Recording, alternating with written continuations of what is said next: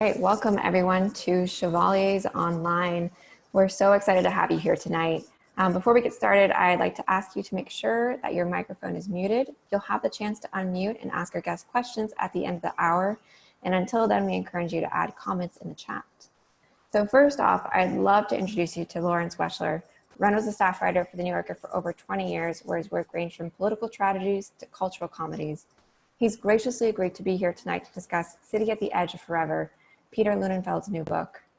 Peter is the vice chair of UCLA's Design Media Arts Department and a faculty member in the Urban and Digital Humanities programs. His award-winning essays and books explore the ways art, design, and technology intertwine, and City at the Edge discusses all of that and more for our very own Los Angeles. Peter and Lauren, thank you so much for being here with us tonight. You. So maybe I guess I'm the respondent, so I guess I'll start asking you questions, Peter. But before, I'll just say that I really enjoyed this book a great deal and learned a lot, but I also just enjoyed the ride, and that's one of the things I would say about it. You have a organizing principle which we can get into in a second, around alchemy and earth and water and air and fire, and then quintessence as ways of organizing your material. But I would describe it more, the experience is more like releasing a balloon and just things careering all over the place, or kind of like a extravagantly wonderful display of Cat's Cradle or something, in terms of the wonderful connections that you make and the way you do it. So you both learn a lot, and there is a lot of and it's done very stylishly. But anyway, Peter, first of all, I am somebody who grew up in LA. Was born in Van Nuys, grew up in LA, and around 30, for reasons of employment, I had to leave, and I've lived in New York ever since. But there's no question that Los Angeles is my heart's true home, and that I come back as often as I can, and it is a hole in my heart every day that I'm not there. You, on the other hand, came from somewhere else. Tell us a little bit about how you came to LA. I came to LA essentially because I knew I had to head west. Where were you? I was in Buffalo, New York, finishing up a master's. I had spent a couple of summers in San Francisco. And as I say in the book, we had a family friend who was on the National Enquirer on essentially the Michael Jackson and Bubbles beat in those days. Bubbles was the chimpanzee, right? Bubbles was, yes, Bubbles was the chimpanzee. Bubbles was the least of our Michael Jackson problems in retrospect, but anyway. Yes, so it turns out. And I came out because I was really interested in doing graduate work. And I looked at UCLA and USC, and it took me about I decided on UCLA, and it took me about 6 months. I lived in a garage in Santa Monica. What year is this roughly? This is 88. I bought a car from two Germans who had to leave the next day. I bartered them down to $500, not because I was a good barterer, but because I had $500. That was it. And I really did have this feeling that I was coming to a place where, like, I'd grown up in New York City. I'd sort of moved around a little bit, and then had done my master's in Buffalo, where I'd also gone to high school. And I really wanted to get out of what felt like the Midwest. I didn't want to go back to New York, because all of my friends from college were already making stupendous sums of money on Wall Street. And I tried that for about 2 months and hated it. And then I came out here, and it really took me 6 months to settle into even figuring out if I liked the place. What did you not like about the place? during those 6 months? I mean, what I didn't like, I didn't know how to fit in. I didn't know all the things that I had brought with me from the East Coast didn't quite work. I can remember being at a party and somebody saying that they worked for Goldman. And I was like, oh yeah. And then we started to talk. And it was only after a while that I realized that the Goldman that I'd heard as Goldman for Goldman Sachs, which half of my friends in New York were working for, was in fact Goldwyn, the entertainment company. And so that felt a little bit odd. You remind me of the fact that when the emigres were all coming to LA, when the German emigres were fleeing Germany and Austria and Hungary and everything, generally speaking, the artists went to New York, the architects went to Chicago, but the writers and the musicians generally came to LA largely because of Hollywood. But Hannah Arendt had heard about this, and she, the great philosopher, came to LA to see whether she should stay in LA.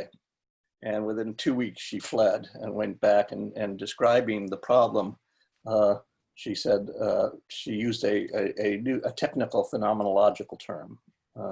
She said, the light out there makes everybody mashugana. and so there was that problem. You could have an early allergic reaction. Many people did. One of the things I did in preparation for this talk, and for those of you who are joining us, I've never met Ren before. This is our meeting. I'm so delighted. I was so delighted that he responded when I said, hey, would you be interested in giving an endorsement to this book? And he said, sure. Honestly, the book took as one of its models of practice Ren's work over the past 30 years, which has been just monumental. And I actually reread just yesterday the the great essay about LA's light. And for those of you who don't know, in 2016, the New Yorker made a short film about it, which is just lovely as a kind of way to reacquaint yourself with the essay. And yeah, the light driving you, Mashugana. Well, but the light is also the thing that I still feel, I've been here for 30 years and I still feel that joy when I catch it in the right way. And all of those aspects of the light, that was part of what I was trying to get to with this alchemical structure for the book. Here by the book, by the way, is the book. If you don't know what it looks like, no house is a real home without at least 2 copies. That's the one thing that I can say about it. And you were holding it in a way that we couldn't see what the cover looked like because Hollywood playing. Yeah, turn it around. Okay. Turn it around. We just. You see there it is all the way up. There. Oh, yes. Where is the Weschler quote is right. Okay, never mind about that. Okay. There it is. So anyway, give a brief thing about the alchemy because I want to get to other stuff too. Sure. One of the things that I was trying to figure out with engaging with a book about a city that I felt deserved all of the attention that Shanghai or Paris or Buenos Aires gets, but that it so rarely gets because there is a tendency of people to come to LA and do a kind of drive-by theory of the place. People arrive and within 1 year, usually English journalists who drink too much, but also, famous characters like, Norman Mailer has written some brilliant but incredibly dismissive things about this city. It took me 20 years to try and figure out some way to unlock a city that's so spread out that most of culture is written about verticality, right? That there's a kind. New York is all about verticality. It's like you enter here and then you climb your way up. And it's termite towers. Right, yes, and you kick the people off the ladder, and then you climb a little bit farther and kick more people off the ladder, and then finally you arrive at the top, and there's another velvet rope that you have to get through. And LA has this much more horizontal quality. It also has a sense, like again, as an ex-New Yorker, I always felt like New York would go through these waves of fashion and ideas, but it would be completely abandoned to when the next wave came. Whereas here, I moved here in '88, and there were people who dressed in complete 40s outfit and lived noir lives, listening to bands that wouldn't electrify their guitars. And at the same time as there were people who had like early 80s surf wear that they kept going. And there were all of these subcultures that all kept going in the city. And plus there's the difficulty of determining, how do you relate the valley to the San Gabriel Valley, to the city, to the beach, to the south, the beaches to the south. All of this, is it a city or is it a region? And really alchemy, which is about correspondence as much as causality, came to seem like something that could work, especially because there's 4 key elements. And I really was able to link the development of the history of not only the people, but also the economies of the city. So I start with land, which goes all the way back, and I kind of talk about the Tongva, and then who are one of the first indigenous peoples here, and then there's this series of invasions and theft, right? There's an invasion by Spanish prelates, and then their land is stolen from them by the Spanish king and given out to people who become the Californios, and that land is in turn appropriated by the newly independent Mexico, which can only hang on to it for a few decades until there's a war with the Yankees, and the Yankees come in 48. And then what's interesting about that is that land is turned into this new commodity called real estate, which stays with us as this central part of our economy. Then the next thing, that's Earth. That's Earth, right? Yeah, right. So that's Earth. Then the next thing is fire. And one of the interesting things for me was to think about how fire relates to oil. And when you go downtown and you look at downtown LA, more than almost anywhere else, those beautiful buildings from the teens and 20s, that's oil money solidified. You look around and you're looking at solid oil. And basically, that's what, it's the fires in the individual pistons that drive the cars to get to that earth that was turned into real estate that then develops this horizontality.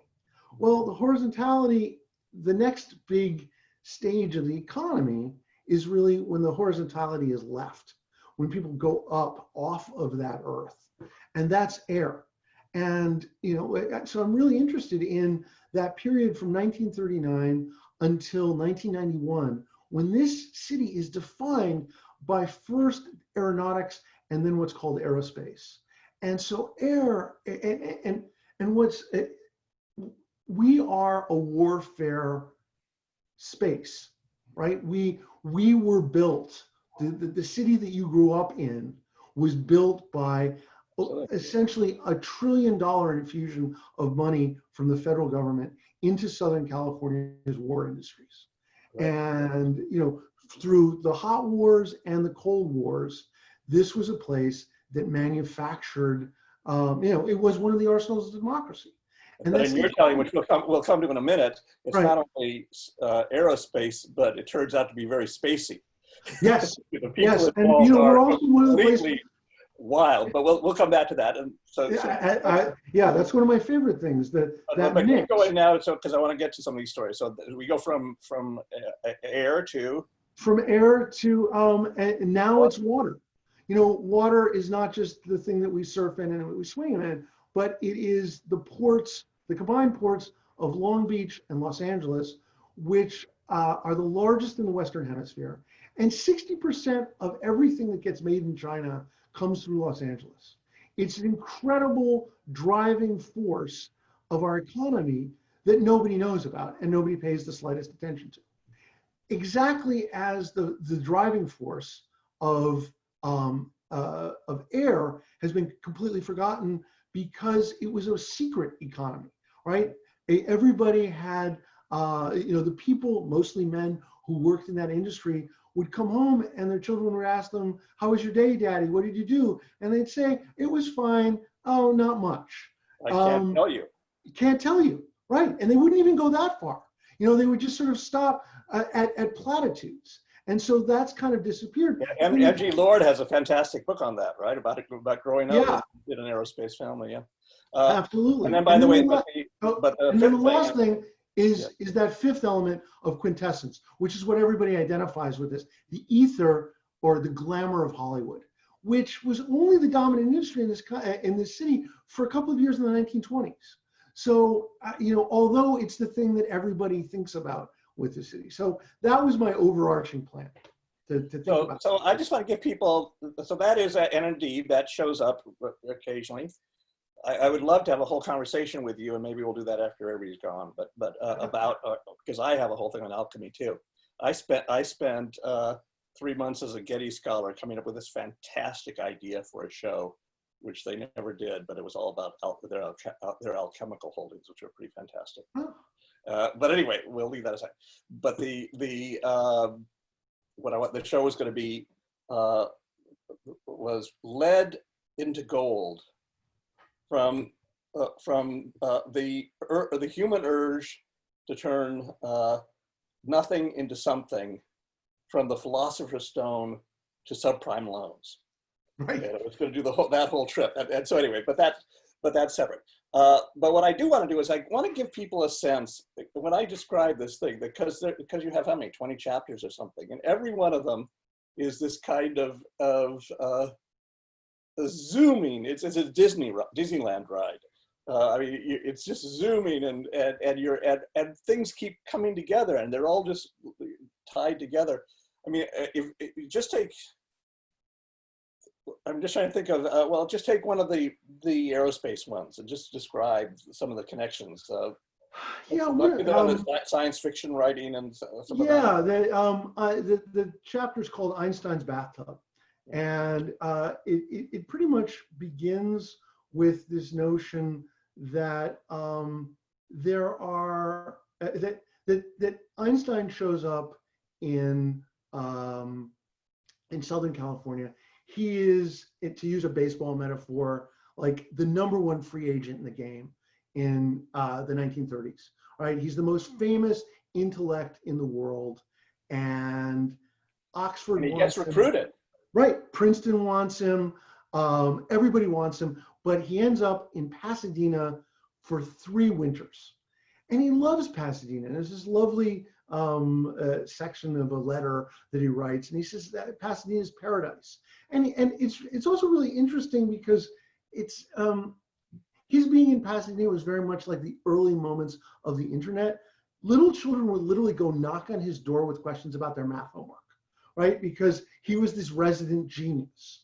And he didn't mind it. And he kind of walked around, and at one point he really was the distracted scientist.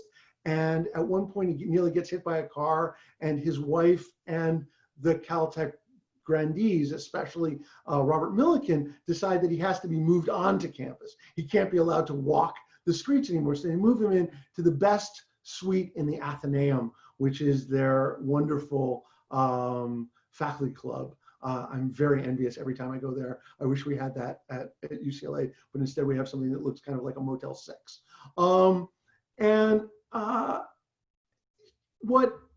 What happens is that they try to seduce him. At one point, they say, "Is there anybody in Hollywood you would like to meet?"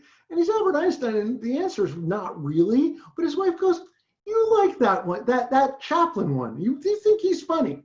And so they say, "Sure." So they call Charlie Chaplin and say, "Would you like to have dinner with Albert Einstein?" He says, "I've got an even better idea. Why doesn't he come out with me and we'll go to the premiere of my movie, City Lights?" And they drive in, and Einstein has no idea what's going to go on. There's Klieg lights everywhere. There's thousands of people in the streets because Chaplin's one of the biggest. And they don't just clap for Chaplin. They clap for Chaplin and for Einstein. And Chaplin looks at him and says, "They clap for me because they understand everything I do. They clap for you because they understand nothing of what you do." And that's the sort of start of talking about Pasadena. Well, at the very moment that Einstein is in Pasadena, there's also a kid who has grown up in great wealth, heads off to Stanford at the beginning of the Depression. His family loses all of their money. He has to drop out, but he's actually good at one thing. He's really, really good at something. And that something is blowing shit up. He's like one of the best people in the world at figuring out how to get an explosion to actually go in one direction, not all directions. And that is the origins of American rocketry. And his name is Marvel John Whiteside, better known as Jack Parsons. And you explain why that's the case, but keep going. Yeah, I'll explain that. And Jack Parsons becomes one of the founders of the Jet Propulsion Laboratory. Originally, he's just this guy who's found a couple of students at Caltech who were also interested in blowing shit up. And they convince Herbert von Kármán, the great aerospace engineer, that they should have their own lab. He gives it to them. They're promptly known as the Suicide Squad because the whole campus rattles when they do their things. They have to move off campus to the Arroyo, where they continue to work on all of this. And then eventually they found what will be this great lab, the Jet Propulsion Laboratory. Parsons also co-found something during the war that makes one of the first jets that can be launched directly from an aircraft carrier. It's called Caljet, and makes a lot of money. But his interest in science is starting to wane because he knows that as great a scientist as he is, he's actually much better at something else. And the something else is much more important. And that is, of course, magic. He thinks he's a magus. And he is a devotee of the Thelematic Church that's founded by Aleister Crowley, the great beast. And he also is one of the earliest libertarian theorists in California, right? He's one of the people who establishes libertarian thought. All of the, he also, as a young man, would make transatlantic phone calls, which only the richest people could possibly do. And he used to call Wernher von Braun, the actual member of the Nazi Party, actual member of the SS, who is the greatest German rocketeer, and who, after the war, we go and we grab and put through what's called Operation Paperclip, and essentially the US government waves a magic Nazi denazification wand over them. And now he's not a Nazi anymore, even though he's literally a member of the SS, and we bring him to the US. And he's considered the father of American rocketry, not Jack Parsons, in part because Jack Parsons lives such a completely crazy and insane life. He's basically into witchcraft, as it were. He is completely into witchcraft. He's doing sex magic with one of the people who just kind of lands in his orbit. He's very, very interested in science fiction. And there's this young science fiction writer who's left the Navy, who comes and hangs out with him. Parsons is sleeping at that moment with his own sister-in-law, his wife's sister. This guy from the Navy vet, starts sleeping with Parsons' wife. Parsons and this guy decide that they're going to make some extra money by having this Navy guy this Navy vet, go off and buy a boat in Miami with their pooled money, which was mostly Parsons from Caljet, and then sail the boat back through the Panama Canal and sell it for more money than it could be sold on the East Coast, on the West Coast. It turns out that the guy runs off with both Parsons' wife and Parsons' money. Parsons flies, right, and he's going to go steal his boat. Parsons flies to Miami and supposedly uses his magic to create a storm that forces the Navy vet back into port. He gets the boat, he loses his wife, but he cared more about the boat at that point. This Navy vet is also a science fiction writer who publishes what he calls a nonfiction work in astounding science fiction, right? And that work is Dianetics, which is the first text that becomes Scientology. That vet is L. Ron Hubbard, who maintained years later that he was on a secret mission for the Navy to investigate paranormal activity. Eventually, Jack Parsons blows himself up, literally blows himself up. And the most insane part of it was that when he blew himself up in this mansion on Millionaires Row on Orange Grove Avenue in Pasadena, he his sort of flatmates, he was renting out things. The first thing they did was not collect like the half of his head that had been blown off. The first thing they did was run upstairs and paint over a mural of Satan that was on the second floor. And these kinds of connections, right? That there should be a connection between someone like Einstein, right, and someone like Parsons and someone like Hubbard. And then one person who tied all of these people together was another almost completely forgotten figure in Los Angeles named Forrest J Ackerman. He had many nicknames: 4F, 4E, the Four Monster, all these things. He literally invented something that is key to life in the 21st century, which is fandom. He coined the terms sci-fi. He created the first cosplay. He went to the first ever science fiction convention. He dressed like a character from the H.G. Wells adaptation, The Shape of Things to Come. And so he dressed like a 25th century person. And he is this kind of key figure. He was an agent for Heinlein and also for Hubbard. Stranger in a Strange Land. Right, yeah. So Stranger in a Strange Land, which shows up in other chapters, because Stranger in a Strange Land was one of the two favorite books of none other than Charles Manson. Charles Manson didn't know how to read, really. So when he was at McNeil Island State Penitentiary, he would have other prisoners read two books to him. One was Stranger in a Strange Land, and the other was Dianetics. And there's this another amazing thing that comes up is in this same chapter is that at one point, the Manson family is out in the desert and they encounter a grizzled Scientologist who's also like a miner.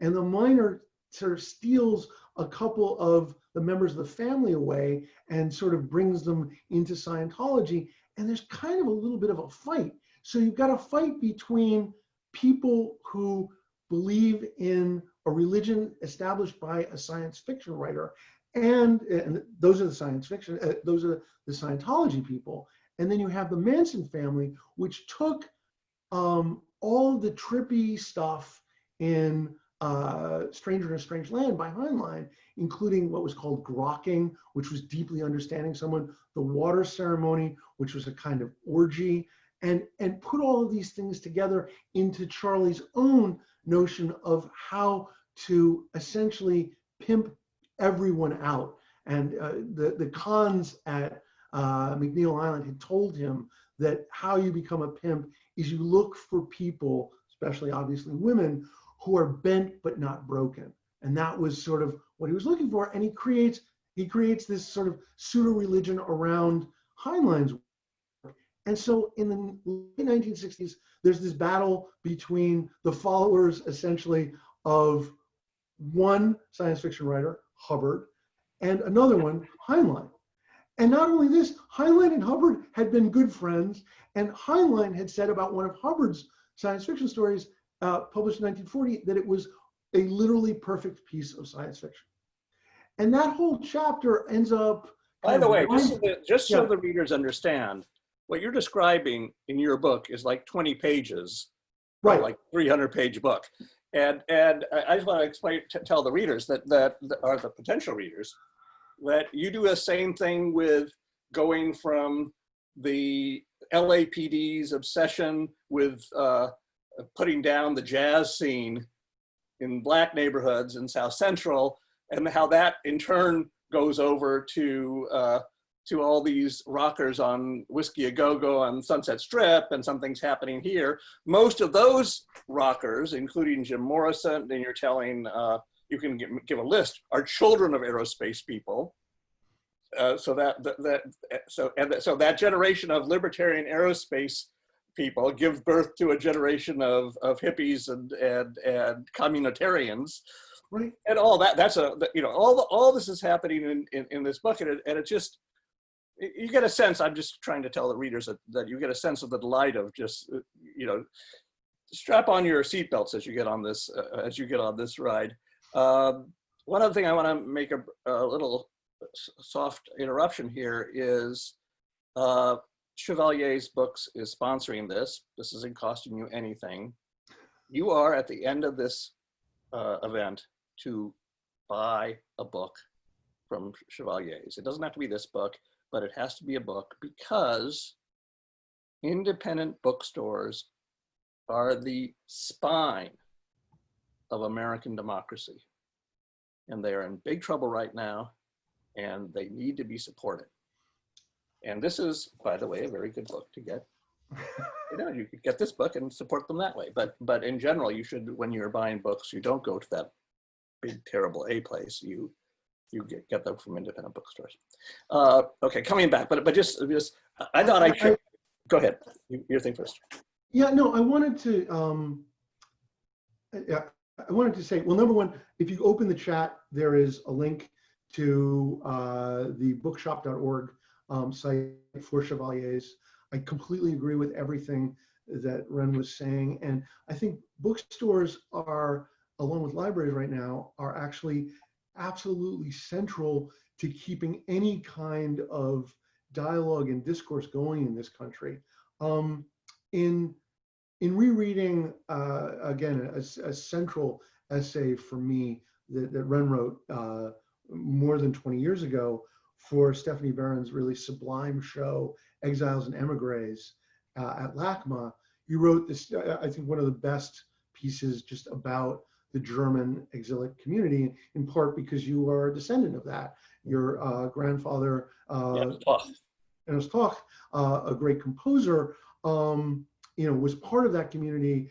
And you have this brilliant quote about what the emigres found when they came to Southern California, and it's by another composer named Ernst Krenek, who complained that the German emigres in the 30s and 40s, instead of the kind of richness of Berlin or Vienna, and the fact that there were 4 symphony orchestras, full symphony orchestras in Berlin at that point. Every night, right. And that they're confronted two operas, right, every night. Right. They were confronted with what he referred to as the echolessness of the vast American expanses. And I think that right now, COVID has created this echolessness for all of us. I lecture, and it's lovely to see a couple of students here. When I lecture, half the time I'm lecturing not even to a Zoom group, I'm just doing a recorded lecture. So I'm literally talking only to the camera.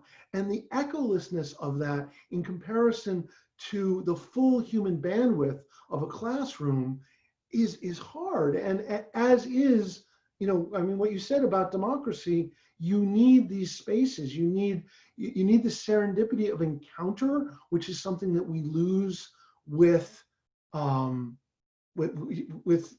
lack of human contact. And you asked me earlier, what was one of the things that I found difficult about LA?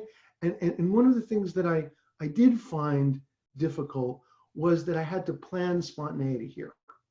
Like, spontaneity is harder to accomplish here than in the ultra denseness of the New York cityscape, but it can be done. And so, I'll tell you two quick stories in honor of your. One is that I was in Berlin. It's interesting, my grandfather's work is being revived in Germany, oddly enough, not in Los Angeles particularly, but to some degree in LA. And there was a chamber concert, and I got up afterwards and I described how how he arrives in LA, and indeed very much the echolessness, and he had been used to this incredibly. For the thing to understand about Berlin in the 1920s is that the avant-garde was a mass phenomenon. And people were just dying to know what Krennic's newest piece was, and in much the way, and the kinds of reviews that were going on in newspapers were very much like Pauline Kael reviewing the latest movies. I mean, it was controversial, it was vivid, and you come to, and so, and I was describing how ridiculous Americans were and all kinds of things that they didn't understand, and how my grandfather had given a lecture about how you have to really, you can't take modern music and try and stuff it into the categories of old music, and if you do that, you just you have to let it form its own chambers in your ear, and otherwise you just scratch the ear, you scratch everything. It's terrible. And then at some point a journalist asked the question what his favorite food was, and he said steak tartare, and the headline the next morning on the front page was "German composer on visit eats raw meat." I mean, and of course the Berlin audience cracked up laughing. This was completely hilarious and so forth. I said, yeah, no, those Americans, they're all a bunch of barbarians. On the other hand, they weren't trying to kill him.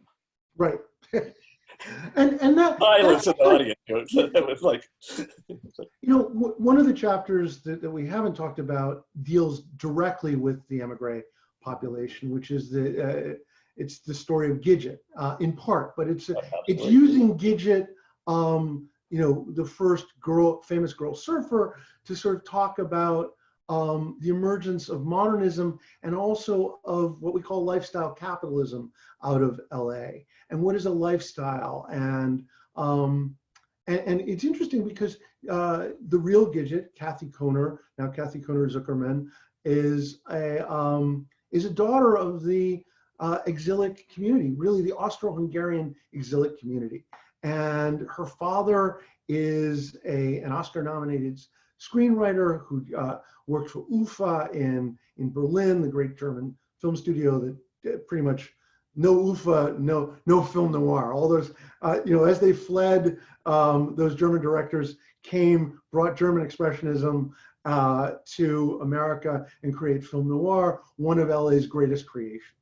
But it's also about all of these people who are floating around here and the kind of culture that gets created, and I feel like there was quite a lot of contempt brought, and you talk about this, the kind of contempt brought by these cultured exiles to Los Angeles, and some of it was deserved, but what I think was missed by that exilic community was this kind of great American weirdness that was starting to bubble up here and to create its own incredibly strong culture.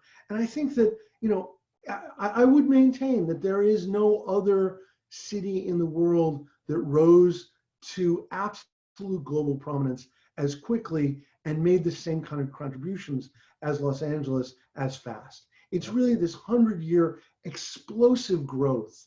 And part of it is, of course, the media, it's the cinema, which somehow creates a global, it's an inescapable global phenomenon that somehow the people who came together in this exact city with that exact light were then able to illuminate the world, right? You talk in your piece about light, painters looking at David Hocking, I should be explicit, growing up in the north of England, and which is gray, I believe 100% of the time, and watching Laurel and Hardy films where there's that crisp shadow, right? And he said he wanted to be in a place that had that kind of shadow. In winter. In winter, yes, exactly. Yes, they're wearing their coats, and he just can't believe that such a thing exists.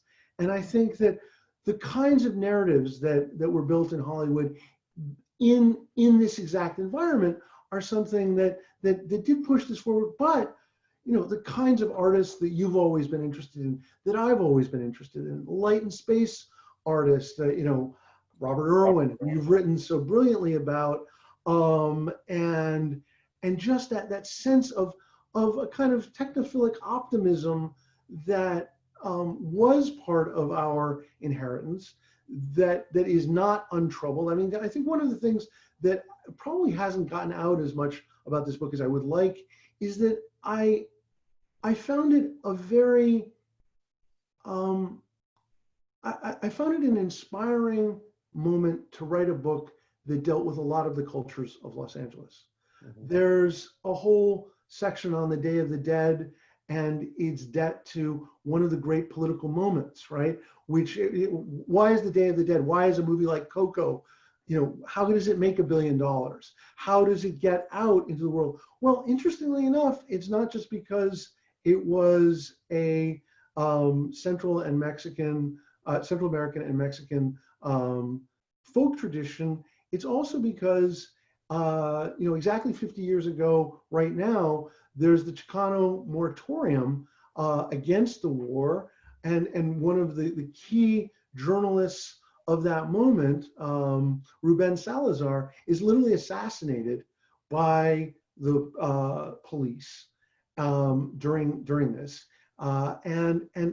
And what nobody knows is that the first public Day of the Dead celebration in America that was open to everyone and not just a private home-based celebration of the Day of the Dead was done in honor of Ruben Salazar and the dead from the Vietnam War at that time. But it was really set up for that. And that whole, in that chapter, I also try to, I cover this wonderful character from the same period, Oscar Zeta Acosta, who wrote the Revenge of the Cockroach People and Adventures of the Brown Buffalo. And he's this also kind of figure that I wanted to deal with. I wanted to, I wrote a lot about Japanese American culture, including Manzanar, including the internments. I try and deal with race. We were talking about Central Avenue and the jazz scene, which is literally destroyed by police power because of their hatred of even the possibility of miscegenation, the possibility of any kind of race mixing. So all of these things are there, but each one of these cultures is dealt with. I talk a lot about food in another chapter. I talk about the development. I even talk about the development of martial arts here as a kind of movement out of Asian communities, really through it's a blowback phenomenon from America's imperial adventuring, right? All of these vets come back from World War II and especially the Korean War, and they're fascinated by martial arts. And so the entirety of like mixed martial arts right now owes this incredible debt to these vets who come out and start to do that. And of course, also to the key figure in the history of 20th century martial arts, who's Bruce Lee, who lives here and remakes his body here, in part because he gets involved in health food. And he does that by going to the Source restaurant, which is run by a guy who's also a vet, also completely obsessed with martial arts, who literally is a jujitsu master who killed a man with his bare hands. Killed 2 men, only went to jail for one of them. And he became Father Yod, one of our great cult leaders, who, and there's a wonderful documentary and book about the Source family, and they founded the first, sort of really popular kind of vegetarian / almost vegan restaurant on Sunset Boulevard. And, it's probably best memorialized right now because that's the place where Woody Allen goes in Annie Hall and can't park his car and ends up hitting a policeman. And all of this is happening at the Source restaurant. All of these very strange connections. But Father Yod leads to Yoda, right? Yeah, Father Yod's involved with Yoda, but I mean, one of the things that I found out that I had no idea of, it was really interesting. I was a kid when the Bruce Lee phenomenon happened, And, so I was always obsessed with him. But I literally had no idea that he was the athletic trainer for Roman Polanski and Sharon Tate. And that for a very short time, Roman Polanski literally thought that Bruce Lee had killed Sharon Tate, was the person responsible for the Tate LaBianca murders, because there were a pair of glasses left at the scene of the crime. And Bruce Lee wore glasses, something else nobody knows. And he had lost his glasses. This set off like a crazy thought in Polanski's head.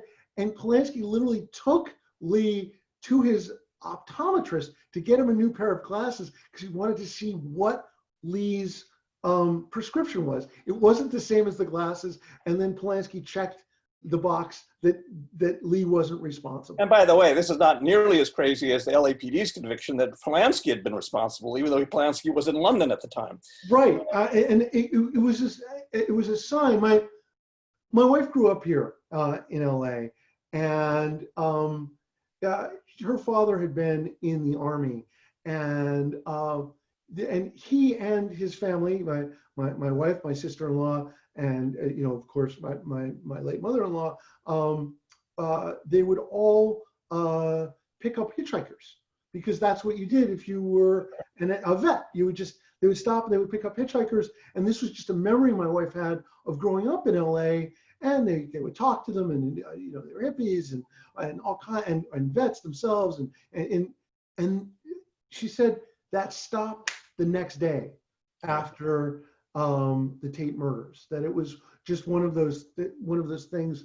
I think my wife's on this Zoom, so she could confirm or not. But that was like this key moment of stopping one of the eras of Los Angeles and opening the other.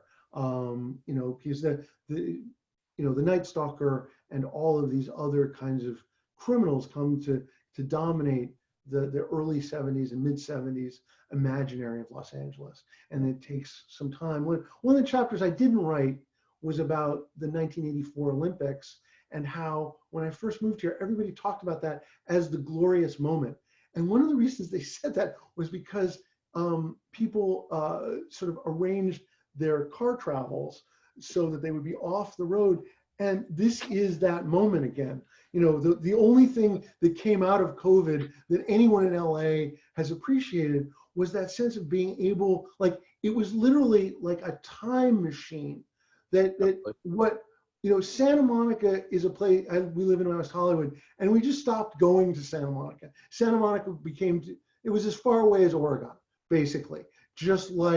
And then Santa Monica became like a 15-minute drive again, because there was no. This reminds me, I have a guilty feeling about some of the things I love in LA, which are no longer there, by the way, except maybe I should get back there now because they maybe are. But the great, terrible truth is that there was nothing like getting on the freeway at 10 o'clock at night on a balmy evening, rolling down the window, turning on the radio, and just cruising. And that's, by the way, why I begin my Irwin book with him having the same experience. Just that is to my mind, one of the quintessential LA experiences. And of course, when I go back now, you don't have it anymore. And it's funny, by the way, how you go from that experience, which is in Joan Didion's Play It As It Lays, and so forth, to the more recent LA experiences, La La Land, which begins with the epic traffic jam that turns into a big dance thing. That you go from one to the other. A thing I was going to tell you, by the way, you do a beautiful thing about weaving together, or cat's cradling together, the aerospace industry and the human potential movement in different fashions. Oh yeah. And my father actually, so my mother, the daughter of the composer, marries my father, who's also from Vienna. And he was in LA because he was at the UCLA Graduate School of Business Administration in the late 40s and early 50s, where sensitivity training was being invented. Sensitivity training, the whole human potential movement, which will become, as time passes, Esalen and Est, and in some ways Scientology, all that kind of stuff. Synanon, all that stuff. It begins as what liberals are able to do during the McCarthy era. you can't have critiques of capitalism, but you can bring the team together, the management team, and try to make them be more humane to each other and so forth. And so it begins in that form. And indeed, I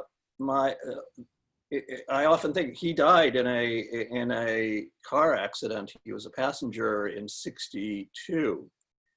I was 10 years old at that moment. But had he lived, the kinds of places that he was touchy-feely doing creativity workshops with the management teams and the engineering teams, often with engineers, TRW, Lockheed, he was doing that at all those places. And indeed, I would have been one, I'd like to think that had he lived on, he would have gone against the Vietnam War too and so forth, but there's no question that I would have. And I would have been furious at him, and we would have had horrible fights about how could you talk to those people at TRW, and what good does it do if they're more touchy-feely as they're inventing napalm or whatever they're doing, And the Rand Corporation was in the middle of all that. You have that great stuff with Daniel Ellsberg on the one hand being at touchy-feely nudist colonies, at the other hand being at the Rand Corporation at the same time. That whole world was like that. I was lucky enough to get a fantastic PhD candidate at UCLA to be my research assistant in the end of the process of doing the book. His name's Peter Sebastian Chesney. And Peter and I were talking, and he was just encountering the stuff about Ellsberg, who was, who helped to end the Vietnam War by releasing the Pentagon Papers illegally from the Rand Corporation. And we started to talk about how he had been heavily involved in this place where I talk about the re-engineering of fucking, basically, that happens at the Sandstone Institute for Human Systems Research, which is part of the human potential movement, which draws on systems theory, which is everywhere in LA in the 1950s. And it sounds like your grandfather. My father. And my father your father, a great book that he does called Inside a Sensory Training Session, which goes session by session, but they give numerical engineering numbers to the intensity of emotion, the intensity of sexual tension, the intensity, you get all these numbers of what happened. It's because you have to make it scientific. Right, and that's systems theory. Systems are everything in the 1950s and 60s in LA, and the Rand Corporation, which is still around, is the place that says everything can be analyzed by systems. And actually, that leads to a certain kind of libertarianism and neoliberalism that we're literally just waking up from right now.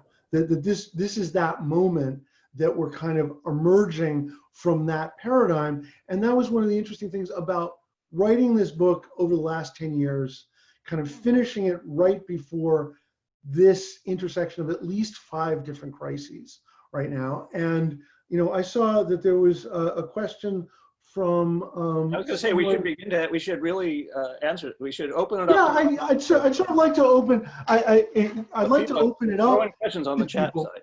Yeah, and you can just, if you click on the chat, I think if Barbara Rowley unmutes yourself, if you're still there. Barbara, are you still there? Yes. Yeah, if you wanted to just. And it's Dan's question, my husband. So okay. I'll let him ask it. No, he can read it. Oh, you can read it. Oh, yeah, okay. I'll start with very nice. You said superb gold mine of insight into LA's soul. We're buying 2 books to make your home. Good. Any speculation about where LA goes from here? That's always the interesting question about both history and science fiction. History is not really about the past, and science fiction is not really about the future. They're both really about the present. And I mean, that's why if you read a book about Lincoln today, it's so different than a book about Lincoln from 1920. We cannot escape our moment. And I think about where LA goes right now. And then I try to think about where LA is going to go in the next 50 or 100 years. And for me, so much of it is about precisely this past 2 weeks, where, like, if we do not do something about the climate issue, I'm not sure we're going to have another 100 years of Los Angeles. You know, it's not just that we're going to slide into the ocean, it's that it's going to be harder and harder for this state, which is so dry. I mean, the beauty of where we live, right, is that we are in this rare ecosystem of the desert meeting the ocean. And that's what gives us the beautiful with the huge mountains up against the side. Right, with the mountains that trap everything for good and for ill. I mean, one of the things I point out in the book is that one of the first descriptions by a Spanish explorer of Long Beach, basically, and San Pedro, he calls it the Bahia de las Fumas, which is the Bay of Smoke, right? And so this is not something new. This has been observed by Europeans, at least, since the 17th century. And I think that, you know, we really have to, you know, deal with those kinds of questions. What else do I think about the future? By the way, one thing from the light book, which I remember, is that when I it wasn't a book. It's an essay of mine that's in a book of mine called Vermeer in Bosnia, but it's called The Light of LA, or LA Glows was one of the titles of the piece. And what I just went and talked to everybody who spent their time in the light. So I talked to cinematographers, I talked to people who did the billboards on Sunset Boulevard, who painted them. I talked to Vin Scully. I talked to this guy at Caltech, and we were up on the top, and he was a physicist, and he specialized in the physics of smog. And in particular, what interested him was, we took me upstairs to the roof, and we looked at it. He said, half a mile over there are the San Gabriel Mountains, which, by the way, something that most Angelinos don't know, according to John McPhee, that is the fastest rise, the steepest rise from basin to peak anywhere in the world, because of the San Andreas Fault. You know, it's in an area of about 1 mile, it goes from sea level basically to whatever it is, 13,000 feet or something, and that's incredible. And he was standing there on the roof, and he said, a mile over there, and we can't see it. Why can't we see it? That's what interests me, not you know, how sick it makes my lungs. Why can't we see it? And he'd done all the research on it, and he came up with this wonderful formulation where he said, see, basically, there are all kinds of it's not that there's particulate matter, that there's a problem in the air, but it's the particular size of the particulate matter. It can be very tiny, medium, or very large. And in this case, because of methane and because of car methane, it's medium. And it happened, the stuff that's just floating in the air happens to be exactly the same size as the bandwidth of light, of sunlight. So that every single one of these things, the light hits it and bounces back into our eyes. And he says it's like having, you know, 1 billion moons between us and the mountains. And I said, well, no, he said, it's like having 1 billion suns. And I said, well, don't you mean 1 billion moons?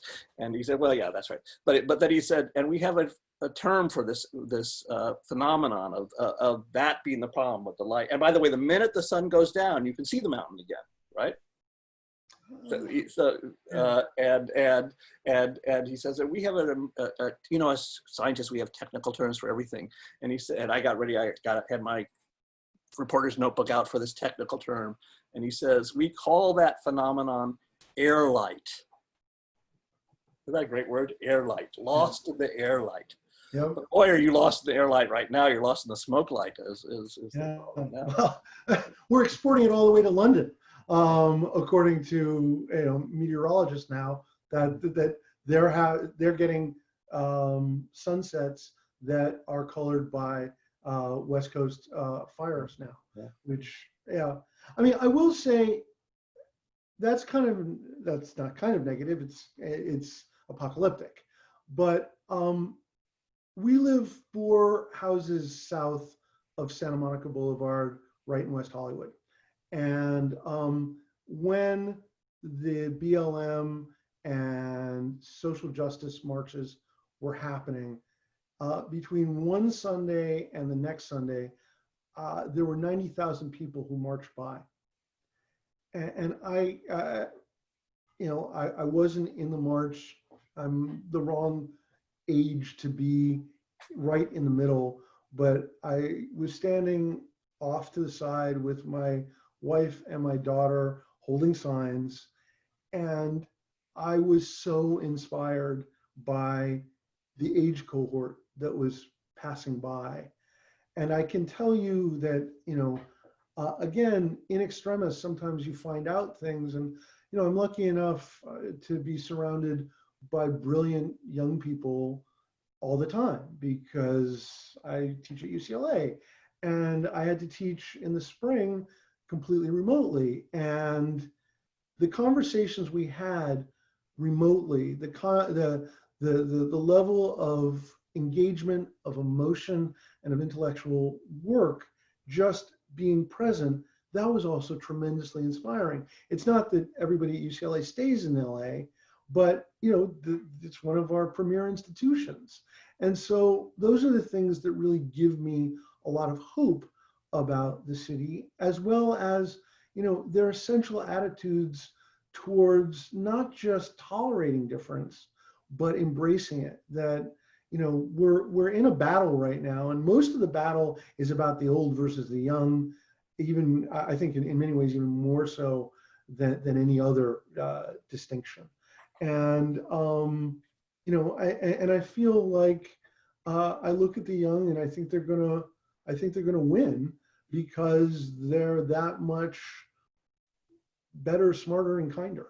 So I see a lot of that, and I really do hope also that books like the kinds of work that Ren has been doing over 30 years, and that I hope that this book can make a contribution to, is to give them a sense that there is a history that they can draw from. That LA has always been thought of as a tabula rasa, right? As an etch-a-sketch that was empty when you arrived. And it's still a wonderful place to arrive, but now there's more than 100 years of deep history for everybody to draw from. And we need to keep writing those histories and to share them. And we need to build new shared cultures, because the old shared cultures were and are exclusionary. And I think that LA is doing a pretty good job of doing that right now. So, that would be, my sci-fi, which is really my analysis of the present. Any other questions that people want to ask? Or... Yeah, that was one question. Right. You can demute yourself and just holler at us if you want. Thank you. That was great. By the way, I should say that one of the books that I have coming out next October is my climate change book, which is a collaboration with an artist named David Updike, but spelled O-P-D-Y-K-E. And if you go to his website at davidupdike.com, you can see this absolutely astonishing, epic mural he's done, 16 feet long, 8 feet high, that from a distance looks like it's a grid, a kind of like window grid that you're looking at, that there's a alpine vista in the distance. And if you get closer, you begin to realize that it's entirely made out of those kinds of vintage postcards that were made in the 1900s, 1910s, where they would do lithograph, they would take black and white photographs and they would hand color them and then release them. And every town had the local courthouse, the local dam, the road, all the kind of American pastoral. And so you realize that this entire vista is made out of those as kind of pixels. And then you get a little bit closer and you realize that every single one of them he has hand painted over into the kind of dystopian reality. All the forests are on fire. All the tract neighborhoods are on fire. There's floods, there's fires, there's cyclones, there's, he was saying to me that when he was in the midst of doing this, it took him a year to do, and he was doing it in 2017, 2018. He thought he was envisioning what the world would look like 30 years from now. And the book is coming out when the fires are already here. We've run out of alphabets for the hurricanes that are coming. It's just, But I have a chapter in there, and it's called Scylla and Charybdis, which are from the Homer. Those, as you may know, Odysseus has to forge a path between this monster-inhabited crag of a cliff with these terrible winged monsters that come down and just eat his sailors like grapes, and then off to the other side is Charybdis, which is this horrible swallowing whirlpool, and there's an incredibly narrow space in between. So the essay is called that, and it begins, there is but one political problem in the world today. There's only one political problem in the world today, and that is climate change. Whether or not, Black Lives Matter, all that comes next, and parenthetically is related to climate change, obviously, in terms of social justice, in terms the pandemic is totally related to climate change and so forth. But, and then I go on like that for a while. First, we have to decide.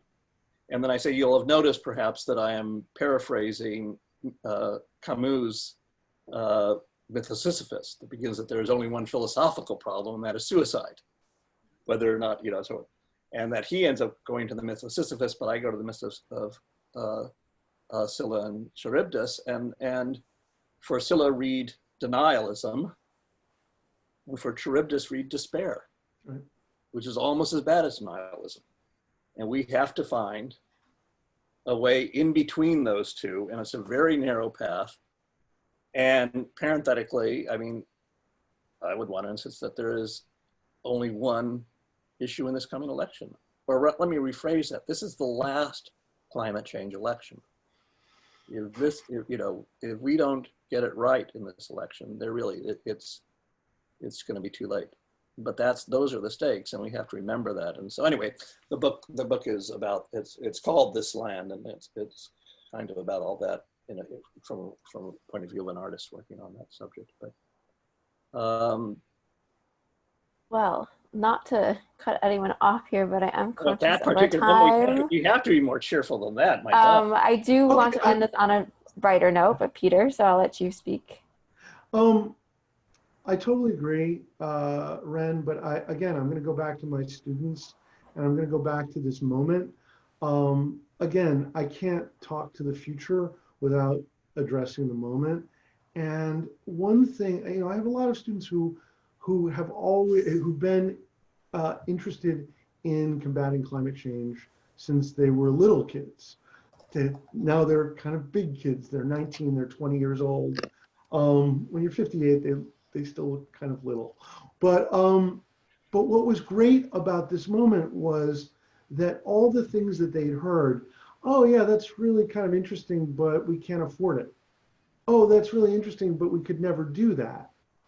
They saw that $3 trillion could be found within 2 weeks.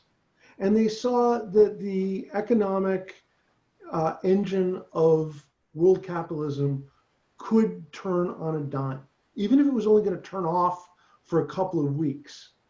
And I think that they're not going to forget that. This generation is not going to forget that all the denialism, all the noism, right? Oh, that Caden, who was there, just gave a thumbs up. That I honestly feel like that is something that we can find ourselves, energized by, no matter who we are.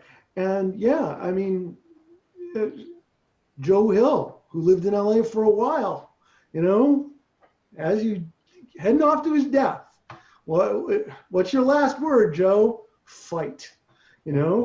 I would echo that and just add that the extraordinary thing about climate change in particular is the only way we're going to get through between Scylla and Charybdis. The only way we're going to make it is by the world becoming much, much better than it is. And it's worth remembering, just to take one example, that the Manhattan Project, when this country decided to sit down and work on this, from soup to nuts, from building the barracks in Los Alamos to dropping the bomb. Now, that I don't want to go there, but the point is that entire project took 3 years. If this country decided, and if young people force this country to decide that we have got to get serious about this. This is the thing to do. Incredible amounts of things can happen very quickly, and the great line of Grace Paley's, enormous change is at the last minute. I'll meet your Joe Hill with my Grace Paley. How's that? I think that's the place to end. Yeah, right. Yeah, that's a date I'd want to look at.